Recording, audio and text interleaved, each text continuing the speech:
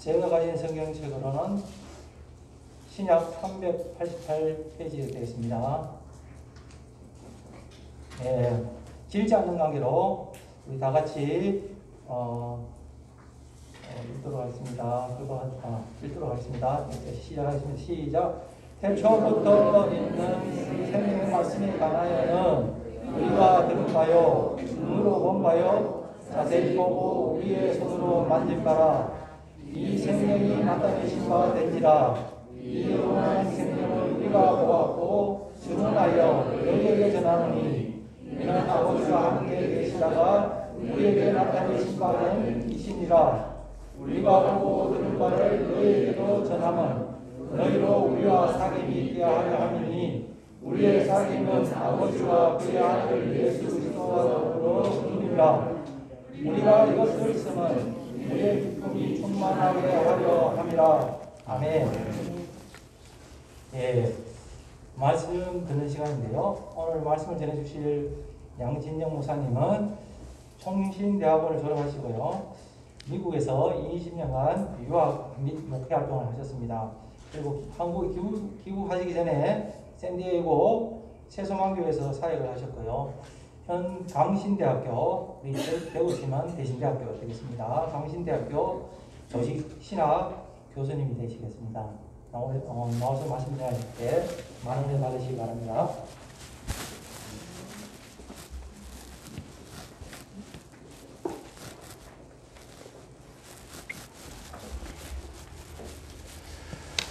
할렐루야. 네, 이렇게 귀한 강단 허락해 주신 우리 장로님과 또 교회에 감사드립니다. 저는 이제 대구는 이렇게 자주 오는 도시가 아닌데 제가 존경하는 목사님이 갑자기 전화를 해서 말씀 좀 전해주면 좋겠다 해서 왔습니다. 교회의 역사나 내용을 잘 모르는데 그렇지만 하나님의 말씀은 우리 모두에게 다 동일한 줄 믿고 말씀의 귀한 은혜의 시간이 되길 바랍니다. 잠깐 기도하겠습니다. 하나님 아버지 감사합니다. 거룩한 주일, 주의 거룩한 백성들이 한자리에 모여서 하나님의 거룩한 말씀을 받습니다. 이 시간 우리 가운데 오셔서 우리의 모든 마음을 정돈시켜 주시고 오직 예수 그리스도만 바라볼 수 있는 귀하고 복된 시간 되게 하여 주시옵소서. 말씀 가운데 역사하여 주시고 우리의 마음을 녹여주시고 우리 교회가 가야 될 길을 알려주시고 부족한 종을 숨겨주시길 원하오며 예수님 이름으로 기도드립니다. 아멘. 네, 코로나19가 이제 저희에게 반갑지 않은 손님으로 온 지가 벌써 4년이나 되어 갑니다. 얼마나 혼란스럽고 힘든 시기를 보내고 계십니까? 코로나로 인해서 온 지구가 혼란하면 말할 것도 없습니다. 교회도 마찬가지고요. 그래서 제가 예배드리는 교회에서도 참 우리 성도들 얼굴 자세히 보지 못하고 또 손도 잘 잡지도 못하고 이렇게 보냈던 시간들이 너무나도 안타까운데 근데 시간이 계속 가다 보니까요. 이렇게 이상한 것이 이상하지 않은 그런 시대를 살고 있는 것 같습니다. 게다가 이제 교회도 큰 문제가 된 것이 여러분들 어떻게 생각할지 모르지만 코로나로 인해서 저희가 비대면 예배도 많이 드리게 되고 그래서 이제 교회 꼭 나가지 않고 집에서 영상으로 예배를 드리면서 우리가 예배 생활을 하기도 하고 그러는데 중요한 것은 이제 성도들의 질문 가운데 이런 질문이 생긴 것입니다. 뭐냐면은 꼭 예배를 교회 가서 드려야 되는가? 예배를 그냥 집에서도 영상으로 드릴 수 있는데 꼭 교회 가야 되는가? 이런 질문을 하는 것이죠. 최근에 어떤 목사님이 있었는데 그 목사님은 이제 예수님과 선한 사마리아 여인의 대화를 가지고 이야기하면서 예수님께서 뭐라고 하셨는가? 이곳에서도 말고 저곳에서도 말고 그냥 주의 영이 계신 곳이 다 하나님 앞에 예배드릴 수 있는 곳이다 라고 이 이야기를 하면서 그 목사님께서 비대면 예배도 좋은 곳이다 이렇게 이야기를 하는데, 문제는 뭐냐면은 이렇게 말씀하시는 목사님이 지명도가 있는 그런 목사님 발언이기 때문에 더욱 그런 것입니다. 그래서 저는 오늘 은혜가 넘치는 교회 오늘 낮 예배 가운데서 우리가 다 천국 소망을 가지고 살아가는 성도들인데, 이 사귐이라고 하는 주제를 가지고 오늘 교회가 무엇인가 생각하는 그런 시간이 되길 바랍니다.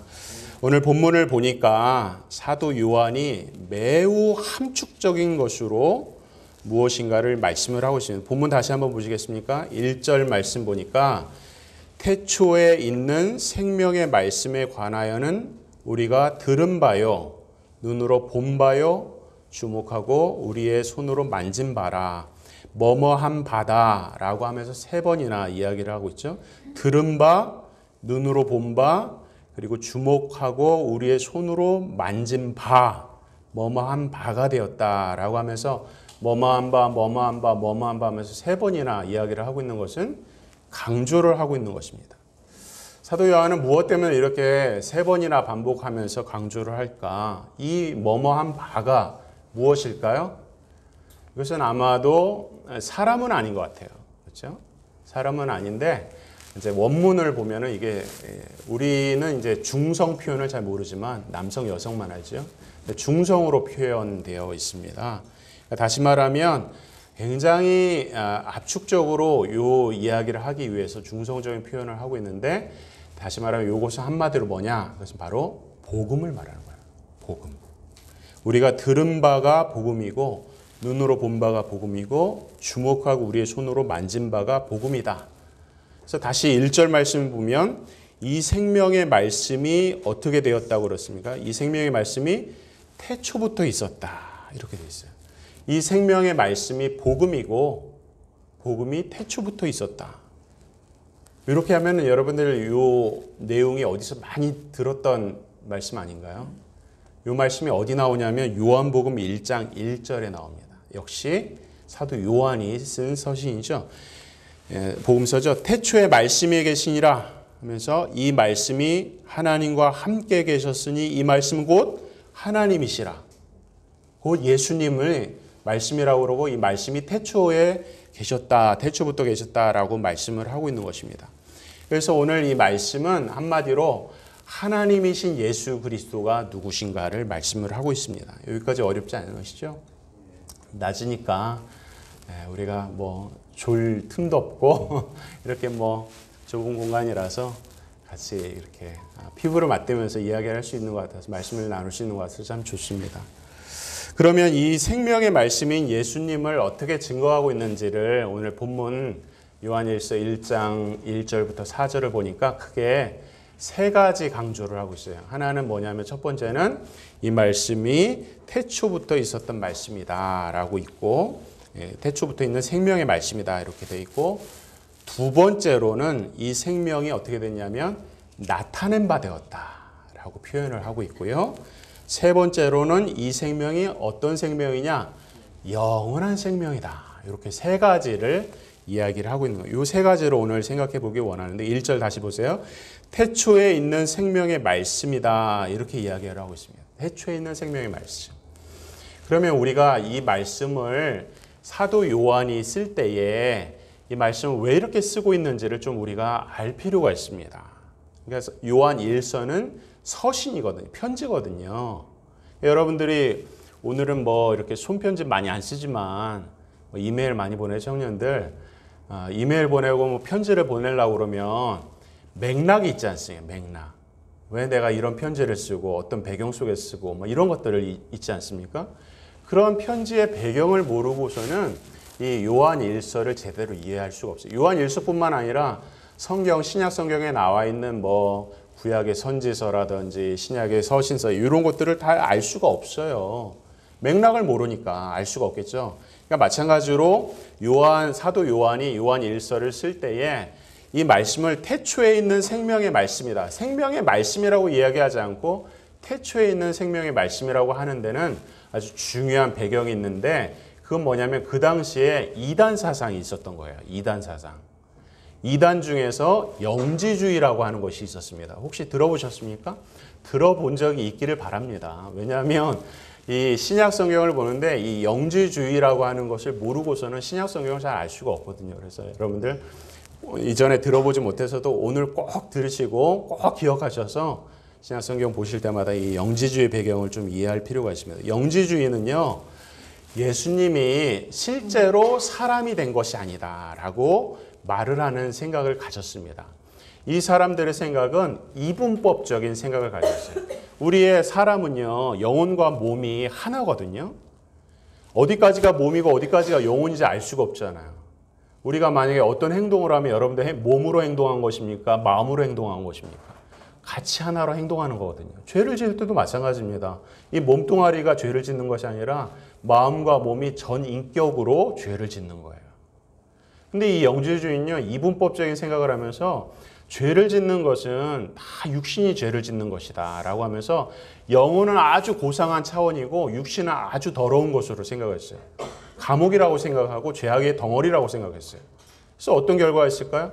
이 육신을 고행하든지 아주 못살게 굴든지 아니면 이 몸뚱아리는 어차피 구원받지 못하니까 그냥 이 세상 마음껏 즐겨 쾌락을 즐기는 거예요. 뭐 동성애든 뭐든 상관이 없어요. 온갖 쾌락을 다 저지르는 것입니다. 이 몸이 그렇게 악하다 생각을 한 것이죠. 그런데 이 몸으로 예수님이 오셨다라고 하니까 그건 말도 안 되는 일이다라고 생각을 했겠죠. 이 죄악의 덩어리로 예수님이 오셨다고 말도 안 된다는 거예요. 그런데 오늘 예수님은 이 땅에 오실 때에 완전한 인간으로 오셨어요. 에베소서 2장에 보면 우리가 죄로 죽었던 이런 말씀을 하고 있거든요. 죽었던.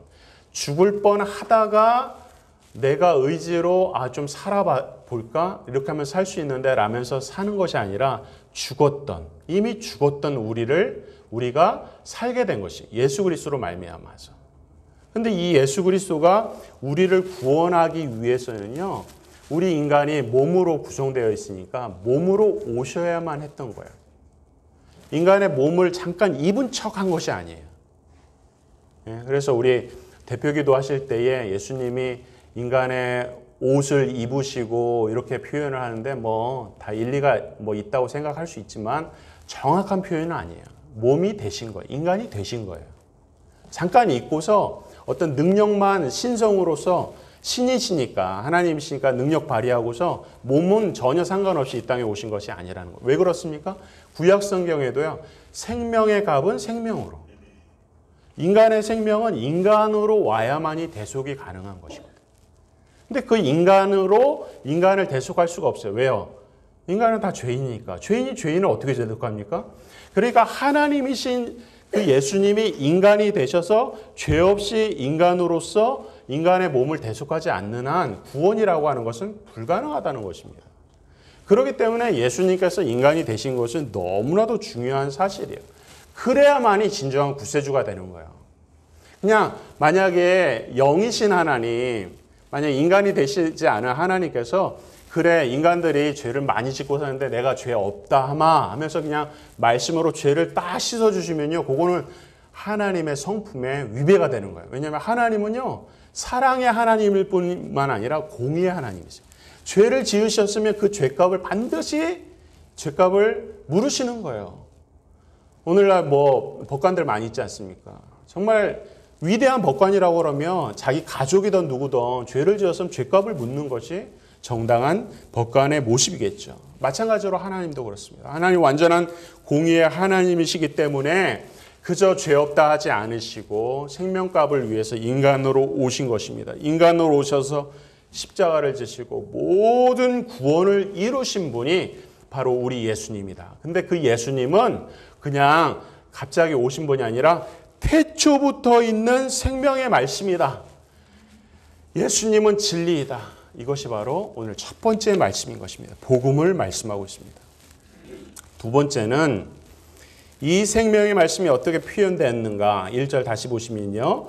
태초부터 있는 생명의 말씀에 관하여는 우리가 들은 바요, 눈으로 본 바요, 주목하고 우리 손으로 만진 바 되었다라고 말씀을 하고 있어요. 만약에 우리가 이 복음을 태어나서 처음 이렇게 말씀을 듣는다면 아마 우리는 기절초풍할 것입니다. 우리가 예수님에 대해서 성경 말씀을 자주 접하고 신앙생활을 하니까 태초부터 있는 생명의 말씀이 우리가 듣고 보고 만진 바다. 이 말씀이 그냥 싱숭맹숭하게 이렇게 우리가 들릴 수가 있지만 처음으로 이 말씀을 들어본다고 생각해 봤어요. 스스로 존재하시고 측량을 할 수가 없고 온 우주를 창조하시고 다스리시는 그 하나님께서 친히 이 땅에 오셔서 우리가 그분을 듣고 보고 주목하고 그냥 어떻게 하다가 얼떨결에 만진 것이 아니라 주목해서 그분을 만졌다라고 하는 것은요. 사실 조금만 우리가 고민을 해도 묵상을 해도 기절초풍할 것입니다. 아까 초두에 미디어 예배를 말씀드렸어요. 미디어 예배 많이 드리죠. 지금도 아마 미디어 예배 많이 드릴 거예요. 근데 이 미디어 예배가 어떤지에 대해서 여론조사를 했어요. 그래서 이제 청소년들에게도 조사하고 또 우리 장년들 또 노년들에게도 이렇게 조사를 했거든요. 잘 적응되는지 조사를 했는데 뜻밖의 청소년들 잘 적응 못합니다. 오히려 그냥 40대 전후반 기성세대들이 오히려 잘 적응을 하고요. 연세가 많으신 노년에는 어려움이 많이 있다는 것을 알게 되었어요. 그러니까 제대로 영상 예배를 통해서 비대면 예배를 통해서 우리가 이 말씀을 제대로 알 수가 없다. 이렇게 알 수 있는데요. 그것 말고도 여러분들 TV 프로그램 중에서 팩트 체크라는 말 들어보셨어요? 팩트 체크. 누가 무슨 짓을 했는데 이것이 맞습니까? 경제적으로 이렇게 성장해 숫자가 이렇게 나왔는데 이거 맞습니까? 팩트 체크를 한단 말이에요. 왜 팩트 체크라고 하는 프로그램이 많이 유행을 할까요? 그만큼 이 미디어에 문제가 많아서 그래요.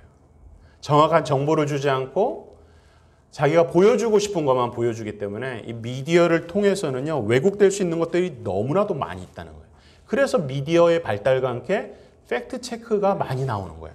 다시 말하면 비대면 예배를 통해서는 진실이 왜곡될 수 있다는 것도 역시 우리가 쉽게 추정을 할 수가 있어요. 제가 얼마 전에 제 아내가 저희 아들들은 이제 미국에 있거든요. 둘째 아들하고 이제 영상 통화를 하는데 뭐라고 하는지 아세요? 영상 통화. 서로 얼굴과 얼굴을 주고받으면서 통화를 하고 있는 거예요. 제가 유학을 갔을 때는 영상 통화가 어디 있어요? 전화를 한번 하려고 그러면 막 몇만 원씩 뚝뚝 떨어지거든요. 그래서 전화 통화 한 번도 제대로 못 하다가 한 달에 맘먹고 한 번씩 하고 막 그랬거든요. 근데 지금 영상 통화를 공짜로 한단 말이에요.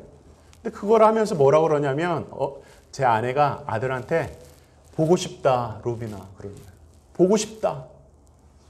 보고 싶다. 이해가 됐어요? 지금 보고 있는데 보고 싶다 그러고 있어요. 네?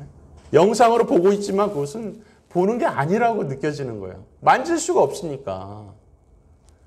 제가 이제 외국 생활 좀 오래 했는데 아이가 이제 자랄 때에 이제 배변 훈련을 시킨다고 이제 그 변기에 앉혀서 우리 둘째 아이를 이제 배변 훈련 시킨다고 이제 꼭 붙잡고 있는 거예요. 안 그러면 이제 빠져버리니까.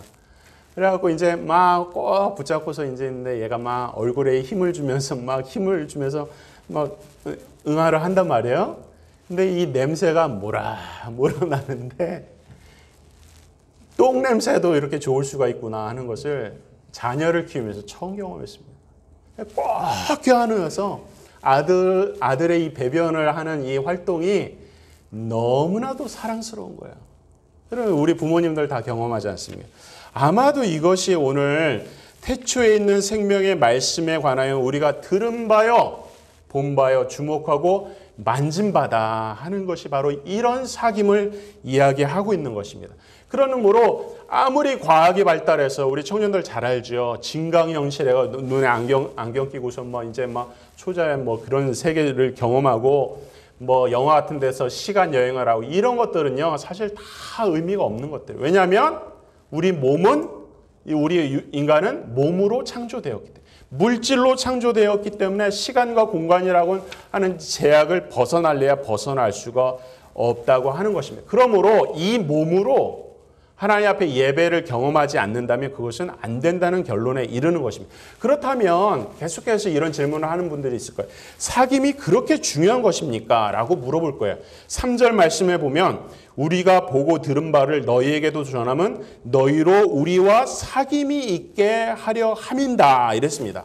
보고 듣고 만진 바가 복음인데 이 복음이 나 혼자만 간직하는 것이 아니라 너희에게도 전하면, 왜냐하면 너희도 예수 그리스도와 사귐이 있게 하려고 이 말씀을 한다라고 말씀을 하는 거예요.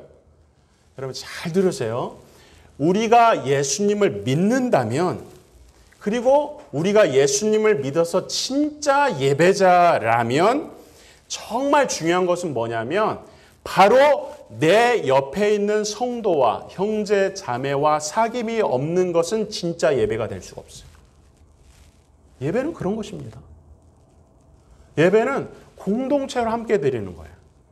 혼자 영상 앞에서 파자마 바람으로 자기가 시간 돼서 음료수 한 잔 먹고 마시고 막 하면서 자기 마음대로 자기가 정해놓은 시간 가운데 자기 혼자 하는 것이 예배가 아니에요. 예배는 공동체로 드리는 거예요.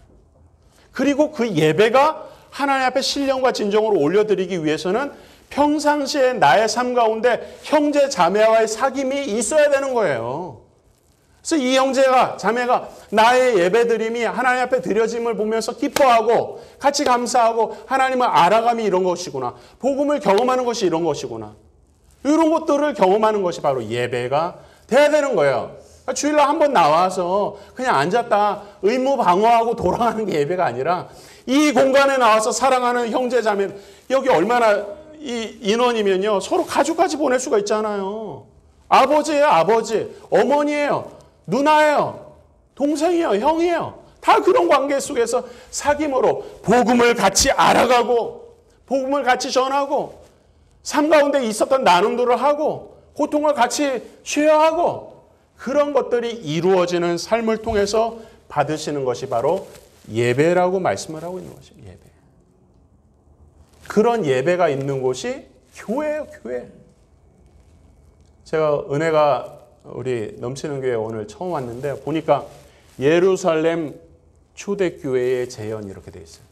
제가 다음 주에 전할 말씀인데요. 예루살렘 교회에 대한 말씀인데 여기도 보면 제가 좋아하는 말씀, 사도행전 말씀. 아마도 교회가 개척되고 이러한 사도행전적인 교회를 꿈꾸는 그런 비전이 있는 교회로 여겨집니다. 이러한 사도행전적인 교회가 되기 위해서 아마도 여태껏 지구 역사 가운데서 사도행전적인 그런 경험을 한 교회는 처음이자 마지막이지 않았을까. 하나님은 아마도 천상의 예배가 어떠한지를 잠깐 맛을 보여준 것 같아요. 교회가 오늘 얼마나 많이 문제가 있습니까? 사람들의 손가락질 당합니다. 코로나19가 와서요. 사람들이 교회에 대한 신뢰도가요.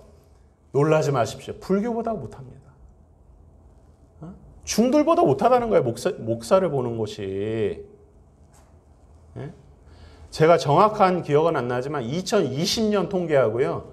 2021년 통계에 천주교 숫자가 얼마나 늘었는지 아세요? 2020년인 것 같아요. 20년에 천주교 인터넷 뒤지면 금방 나와요. 통계가. 그쪽은 이제 늘 교구마다 통계를 내거든요. 2020년 로마 카톨릭 천주교 통계가 우리나라 400만이에요. 400만. 근데 1년 만에 200만이 늡니다. 200만. 놀라운 일이죠. 정말 가슴을 치고 회개해야 되는 거예요. 우리 개신교는. 합동교단이요, 뭐 400교회인가 하고 뭐 몇만 명이 줄었다고 하는데 저는 그 통계가 아니라고 생각해요. 훨씬 더 많이. 저희 교단이 우리 장로교에서 제일 크거든요. 그래서 숫자는 뭐 300만 얘기를 하는데요. 허구입니다. 허상이에요. 죄송합니다. 저는 그게 진실된 숫자가 아니라고 생각해요. 그 가운데도 진짜 이런 사귐을 경험하는 교회. 성도와 성도가 서로 사랑하면서 사귐을 경험하는 교회가 얼마나 많을까요? 만약에 우리 교회가 이러한 사귐이 있는 교회였다면요.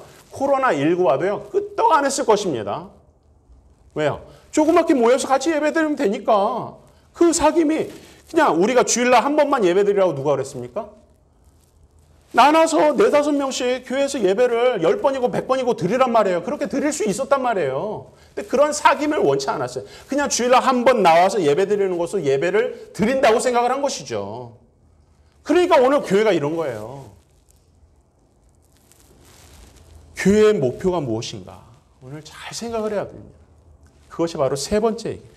교회가 세워진 이유는 바로 영원한 생명을 증거하고 함께 구원의 자리에 도달하고자 하는 것이. 그것이 사도 요한이 요한일서를 쓰긴 목표이기도 합니다. 그것이 요한일서 5장에 가면 5장 13절 우리가 암송하기도 하는 그런 말씀인데요.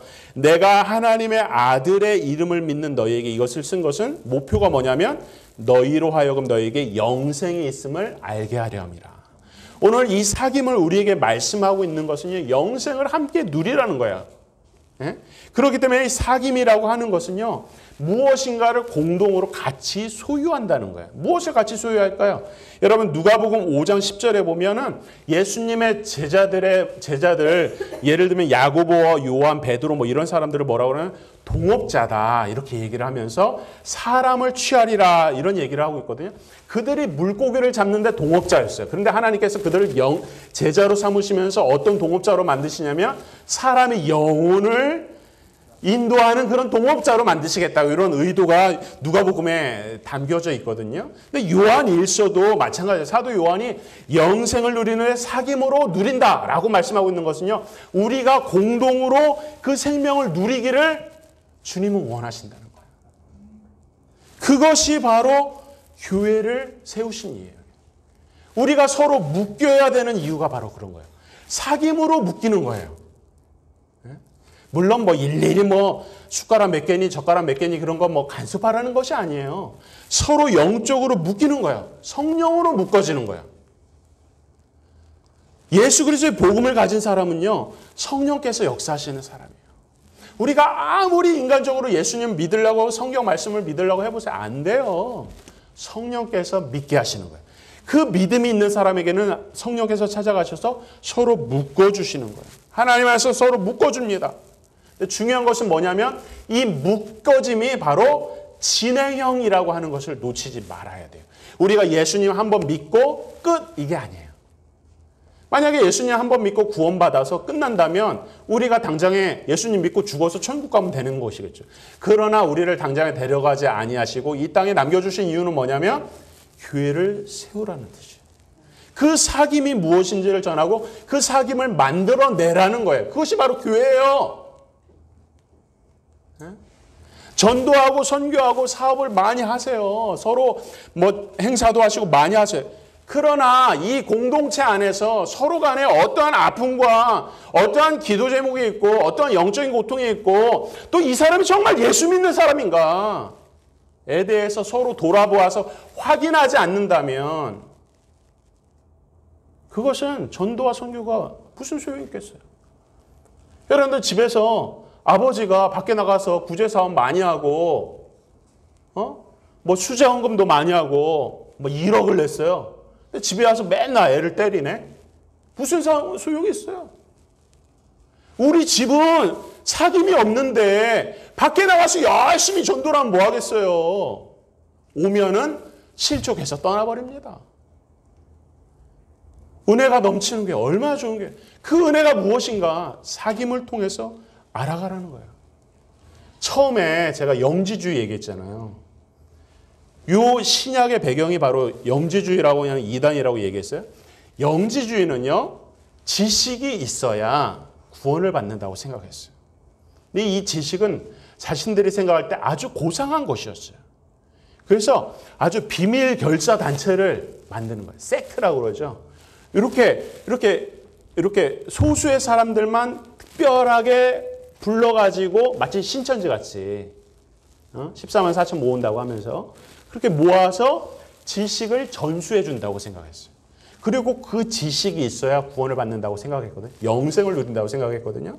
근데요, 그들이 말하는 지식을 따져볼 때도 지식에는요, 진짜 지식이 되기 위해서는요, 3가지의 표지가 있어요. 쌀이 있어야 되는 거예요. 첫 번째는 어떤 거냐면 바로 참 지식은 믿음이 있어야 되는 거예요. 믿음. 두 번째, 지식이 되기 위해서는, 참 지식이 되기 위해서는 그 믿음을 가지고 살아가는 삶, 의로운 삶이 있어야 돼요. 세 번째로는요, 지식에서 넘쳐서 그곳을 다른 사람을 향해서 나눠주는 사랑까지 가야 돼요. 그것이 요한일서의 내용이기도 합니다. 요한일서의 중심 주제는 뭐냐면 성육신하신 예수 그리스도를 믿는다는 거예요. 진리를 믿음, 그 다음에 그 지식으로 의롭게 살아가는 삶, 순종의 삶, 세 번째 형제를 사랑하는 실천적인 삶. 다시 말하면 믿음, 순종, 사랑, 요 세 가지가 있어야 참 지식이 되고 이 참 지식이 있어야 영생을 얻게 되는 거예요. 그들이 말하는 대로. 그리고 이것을 반대로 말하면 우리가 이 땅을 살아가면서 구원은 영생이지 않습니까? 영원한 생명을 누리는 거예요. 천국에서. 이 땅이 아니에요. 이 땅은 템포럴이에요. 이 땅에 오래 살아봤자 80년, 100년 살아봤자 영생은 영원이에요. 영원. 측량할 수가 없어요. 그래서 우리가 구원을 꼭 받아야 돼요. 여러분 손가락 한번 대어보셨어요? 얼마 전에 우리 아내가 발을 댔는데 여러분 지옥의 고통이라고 하는 것은요. 어떤 고통이냐? 영원한 고통이에요. 영원한 고통. 우리가 잠깐 디고 잠깐 아파도 너무 그게 아프거든요. 감기 기운 좀 있어도 힘이 없고. 근데 그것이 영원히 이루어지는 거예요. 예수 믿는 사람만 죽어서 부활하는 것이 아니라 예수 믿지 않는 사람도 둘째 부활, 둘째 사망을 위해서 부활을 해요.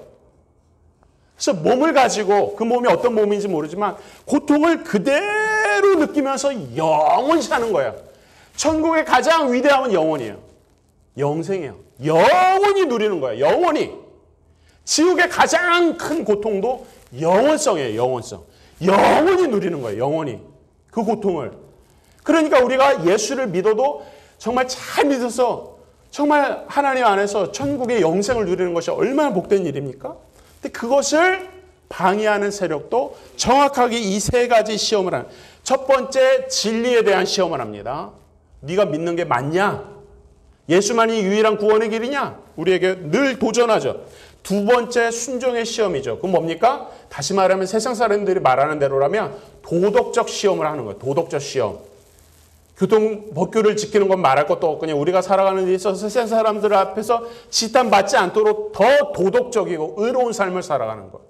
세 번째는 뭡니까? 사랑의 시험이에요. 사회적 시험이라고 할 수 있죠. 다른 사람과의 관계 속에서의 시험이라는 거예요. 그것이 요한일서 4장 5정에 보면 그런 것들이 다 나와 있어요. 시간이 없어서 넘어가는데 5장 1절부터 4절에 보면 이 모든 것들, 믿음과 사랑과 순종에 대해서 요한일서 5장 1절부터 4절까지 명확하게 말씀을 하고 있어요.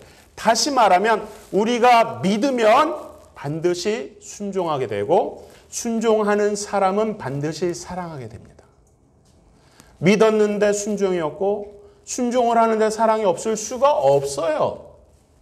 그러니까 우리가 가지고 있는 이 지식이 어떤 지식인지를 다시 한번 생각해 봐요. 나의 삶 속에서 순종이 부족해요. 일주일 중에서 주일날에는 예배를 잘 온전히 드리는 것 같은데 나머지 일주일 6일간의 삶이 엉망이란 말이에요. 왜 내가 순종하지 못하는 거야? 내가 믿고 있는 것이 무엇인가를 다시 한번 생각해 보라는 거예요. 나는 정말 예수만이 유일한 구원의 길인가를 믿는가?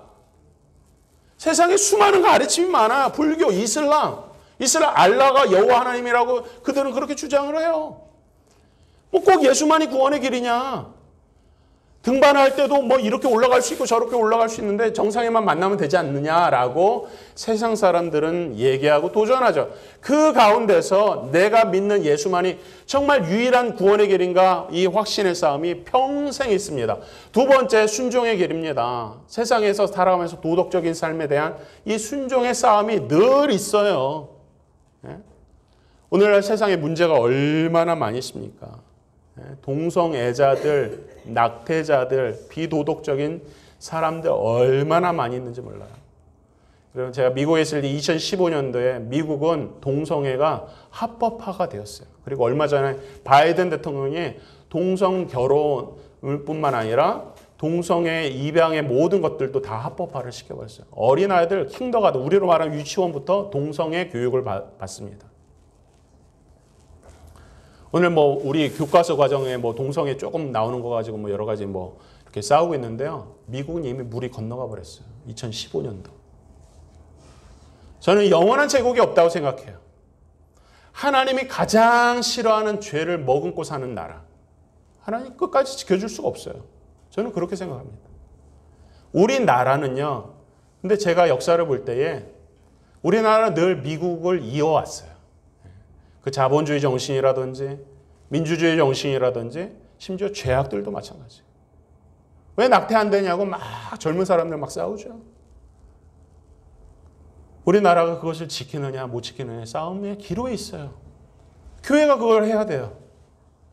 근데 문제는 뭡니까? 교회가 그런 얘기를 하면 너희나 잘해라 이런 얘기를 듣는 시대가 되어버렸어요. 미디어가 그걸 조장하죠.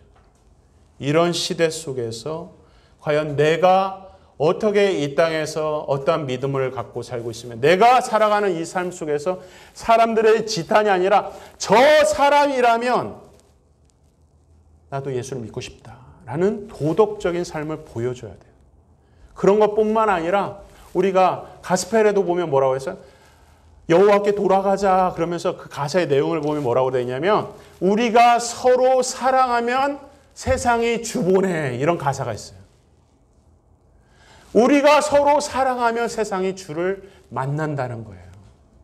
우리가 서로 뭐 교단으로 싸우고 교파로 싸우고 교회 안에서 다투고 사귐도 없고 분쟁도 가득하면 우리를 통해서 누가 주를 보겠어요?